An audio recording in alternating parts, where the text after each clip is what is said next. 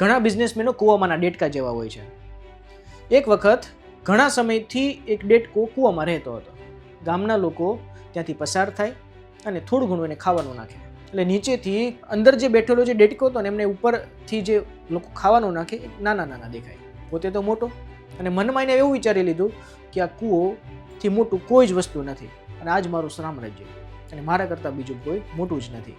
ધીરે ધીરે ત્યાંથી એક કાચબો પસાર થયો અને કાચબો અંદર જોયું તો લે આ તો ભાઈ ડેટકાભાઈ છે, ચલો અંદર જઈએ.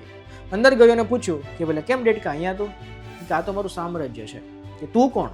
એટલે કાચબો કહે કે હું તો દરિયામાંથી આવું છું અને દરિયો બહુ જ મોટો વિશાળ છે અને ત્યાં મારી કરતાં પણ મોટા મોટા પ્રાણીઓ અને લોકો રહે છે. ત્યાં જ્યાં આવું કયા ના હોય. મારા કરતાં મોટું સામ્રાજ્ય કોઈની પાસે છે જ નહીં અને મારા કરતાં કૂવો મોટો કોઈ છે જ નહીં. અહીંથી જો ઉપર તને બધું નાનું નાનું દેખાશે.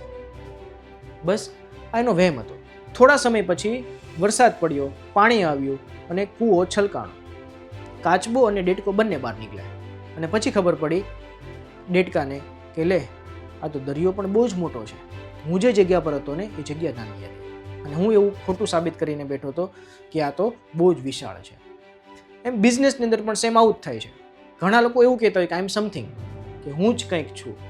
તું સમથિંગ ત્યાં સુધી જ છો કે જ્યાં સુધી બીજા લોકો શાંત બેઠા છે.